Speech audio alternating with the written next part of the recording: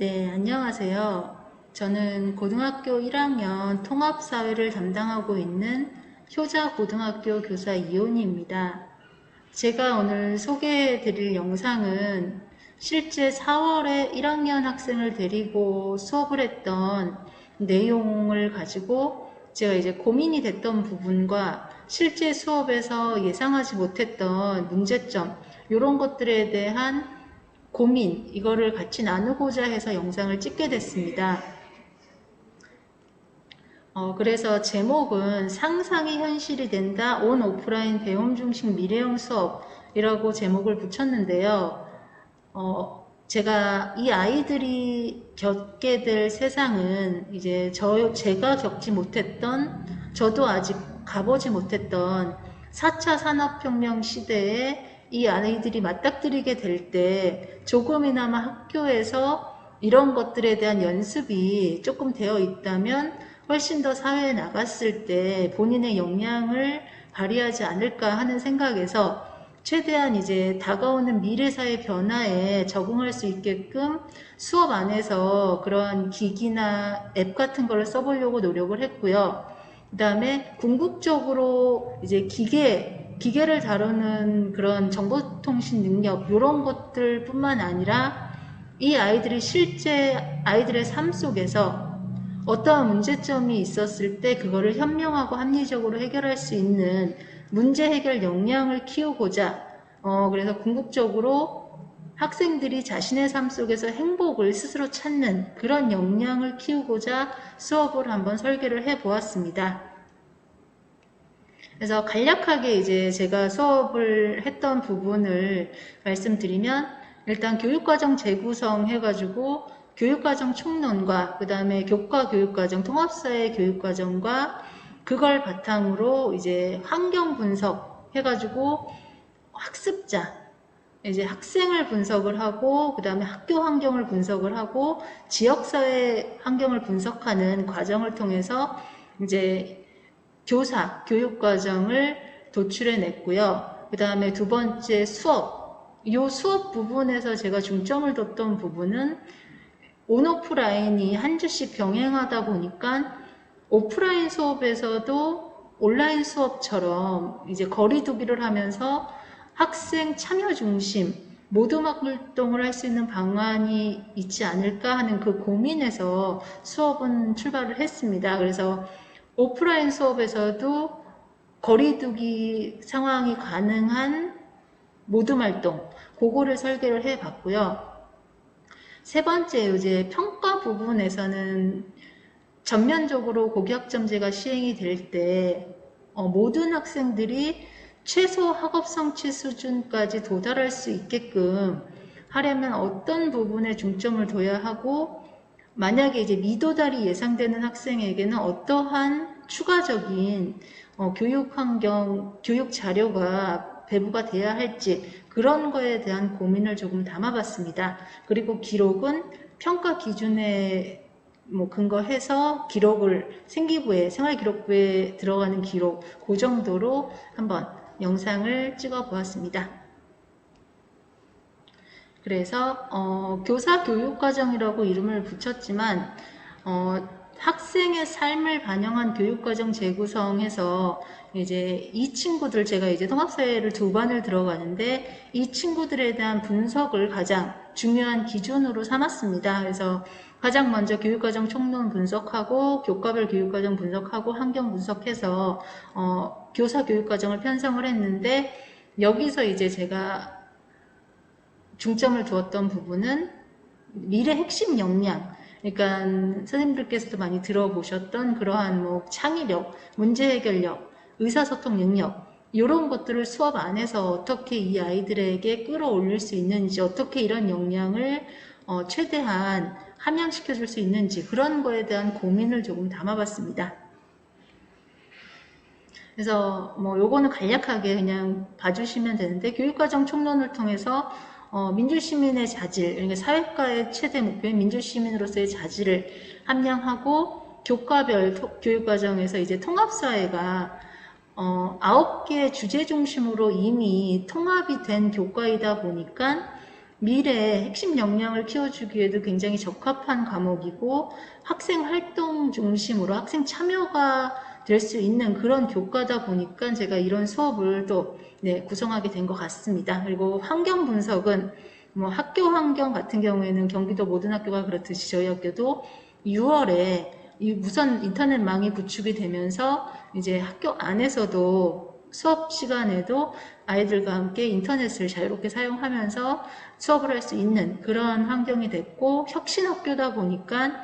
이제 배움 중심이나 이런 여러 가지 수업 활동에 필요한 그러한 지원이 굉장히 풍부한 학교입니다.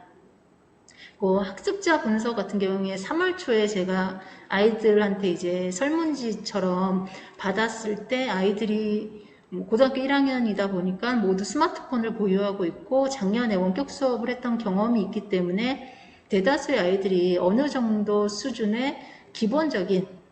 정보 활용 기기 역량은 보유하고 있는 것으로 분석이 됐습니다. 그래서 지역사회는 의정부시의 지역사회를 간략하게 한번 분석을 해봤고요. 그래서 요걸 바탕으로 교사 교육 과정을 편성을 했는데, 여기서 이제 제가 중점을 둔 거, 교사 교육 과정에서 가장 크게 중점을 둔 사항은 이제 저는 이 수업에서는 교육 과정을 성취 기준을 통합을 했습니다. 그래서 성취 기준 2개를 통합을 했는데 그 이유 중에 하나가 학생 참여 수업을 활성화하려면 시간적인 확보 시간이 필요했고, 그 다음에 수업량을 이제 적정화하기 위해서 교육과정을 제가 재구성을 해서 2개의 성취 기준을 통합해서 수업을 실행하게 되었습니다. 수업의 주안점은 앞에서도 말씀드렸듯이 학생 참여 수업, 그래서 이제 본인이 수업에서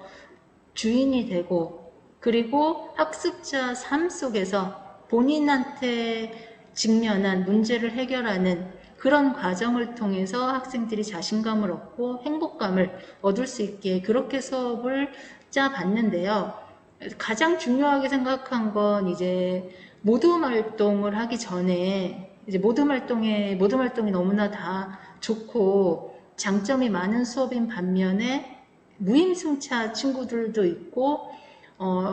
이제 친한 친구들끼리 모여서 모둠을 해라라고 하면은 아이들이 이제 모둠 간의 격차가 너무 크게 벌어지는 그런 문제점을 저도 너무 많이 봐왔기 때문에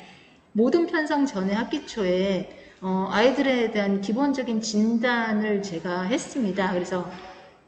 교과 지식이나 아니면 디지털 기기 활용 역량이나 정보 처리 역량 이런 것들을 간략하게 설문을 통해서 학생들의 진단을 했고, 그래서 적절하게 친구들이 이제 골고루 비슷한 수준의 아이들끼리 모둠이 편성될 수 있도록 그거에 주안점을 첫 번째를 뒀고요. 두 번째는 이제 아이들이 조금만 흥미가 없어도 수업에서 자신이 관심만 없어도 요즘 친구들은 거의 수업을 들으려고 하지 않기 때문에 어떻게 하면 이 아이들이 수업이 교과서의 지식이 아니라 나의 삶과 밀접하게 연관이 있다는 걸 어떻게 하면 알 수 있을까? 그래서 학생의 삶 속에서 맥락 속에서 수업의 그 요소를 뽑아내는 거, 그거에 중점을 뒀고, 마지막으로 앞서 말씀드렸던 최소 학업 성취 수준 미도달, 이 친구들에게 최소한의 학업 성취 수준까지 도달하기 위해서 어떤 수업 시간에 어떤 노력이 필요하고 어떤 방법이 있을까 하는 그 고민에서 수업이 출발이 되었습니다. 그래서 실제 수업은 선생님들이 수업하시는 것과 같이 배움 열기, 배움 활동, 배움 정리, 그 다음에 배움 연계 평가 활동으로 했는데 여기서 중점을 뒀던 건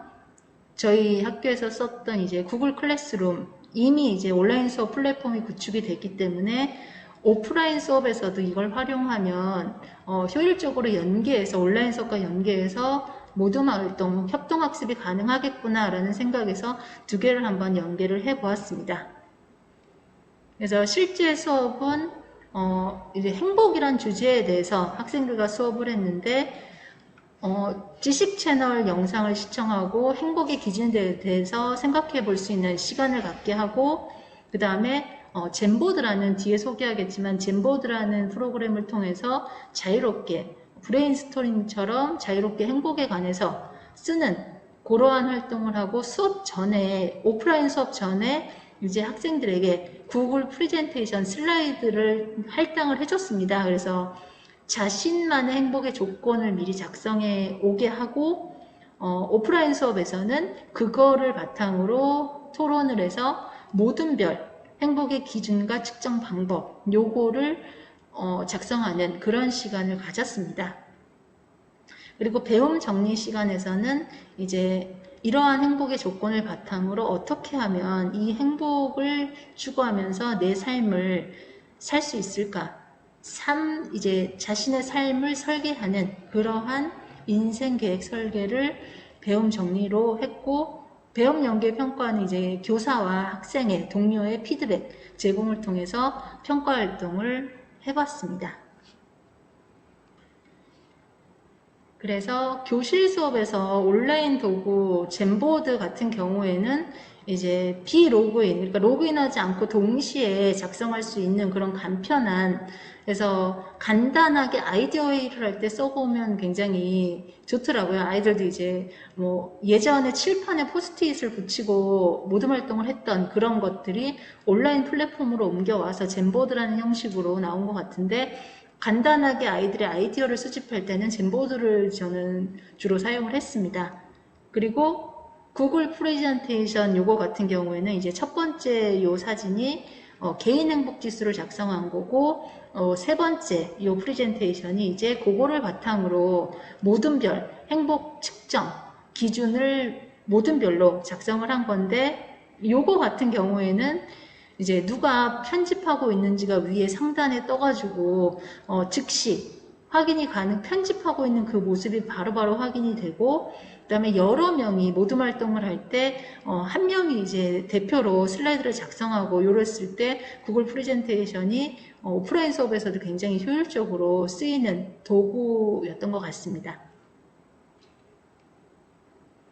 그래서 요거는 제가 이제 아이들 모둠 활동, 이제 모둠 편성 전에 필요한 자료 같은 거를 학기 초에 이렇게 설문을 통해서 아이들이 이제 어떤 성향을 가지고 있고 어떤 걸 잘하고 어떤 게 익숙한지 그런 것들에 대한 분석 자료였고요. 그 다음에 요거는 이제 오프라인 수업 전에, 오프라인 수업을 하면서 이제 모둠 활동 전에 개념, 학생들이 꼭 필요한 이제 교과 지식 같은 거는 활동지를 통해서 이제 먼저 하고 그 다음에 활동을 하는 그런 순서로 수업을 진행을 했습니다. 온라인 수업 자료는 이제 여기 나와 있는 것처럼 영상 자료랑 수업 동영상, 그리고 개별 과제 이런 것들은 온라인으로 친구들에게 그 할당을 해줬고요.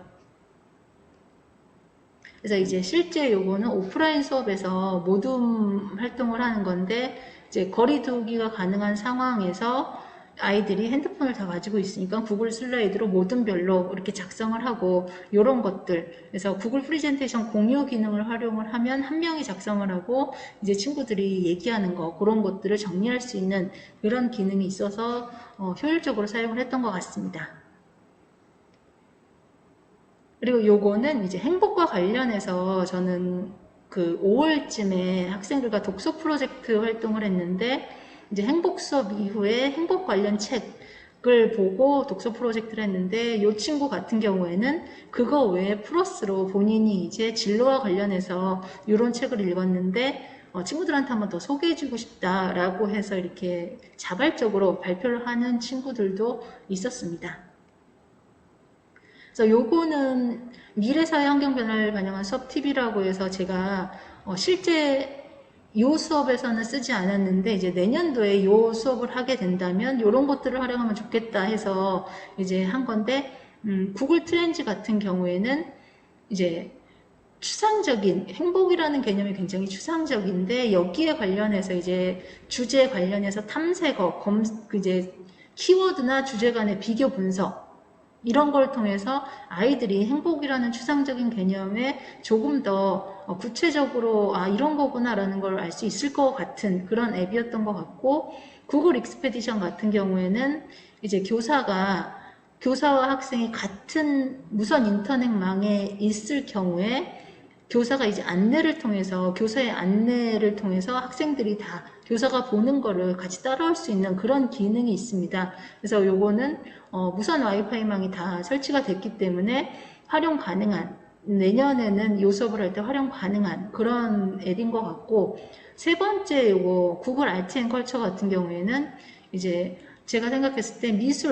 미술과의 융합도 가능한 그런 앱으로 보이는데, 제가 이제 직접 찾아봤거든요. 행복이라는 그런 단어를 넣었을 때 행복과 관련된 예술 작품, 이런 것들을 통해서 아이들이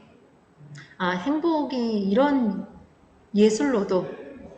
탄생할 수 있구나 라는 거를 볼 수 있는 그런 앱인 것 같습니다. 그래서 이제 평가 측면에서 본다면 저는 평가 과제를 3개로 세분화를 했습니다. 그래서 개인적인 측면에서 행복의 조건을 작성을 하는데, 우리 앞에서 배웠던 통합사회 앞에서 배웠던 통합적인 관점, 요거를 기준으로 본인의 행복의 기준을 작성할 수 있느냐. 두 번째는 이제 조별 구성원끼리 기준과 행복의 기준과 측정 방법을 작성할 수 있느냐. 세 번째는 이제 발표, 그래서 모든 별로 작성한 행복의 기준과 측정 방법을 효과적으로 친구들에게 소개시킬 수 있느냐, 요 세 가지를 학생평가 과제로 삼았고, 그 다음에 이제 평가 과제 운영은 제가 앞서 말씀드렸듯이 무엇을 이 친구가 개별적으로 어느 정도 학생 개개인이 성취했는지 그거에 대해서 개별적으로 그런 거에 대해서 평가를 하려고 노력을 했고, 그 다음에 다양한 진단 도구를 통해서 수업 중에 이 친구들이 최소학업 성취 수준 미도달 학생의 경우에는 미리 진단을 통해서 수업 중에 보완할 수 있는 그러한 방법을 조금 모색하려고 고민을 좀 해봤습니다. 그래서 미도달 학생 이제 수업을 하다 보면 이 친구는 잘 이해를 못하고 있구나, 이 부분을 어려워하는구나, 그런 친구들에게 개별로 구글 클래스룸에서 개별로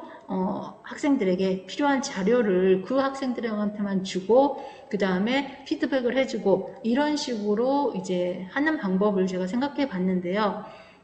그래서 요게 이제 온라인 클래스룸에 개별 과제 부여를 한 요 부분, 평가 문항으로 이제 아까 말씀드렸던 평가 기준을 바탕으로 작성한 내용들입니다. 그리고 요거는 이제 평가 기준에 따른 기록 예시라고 했는데, 제가 수업을 하면서 느꼈던 부분은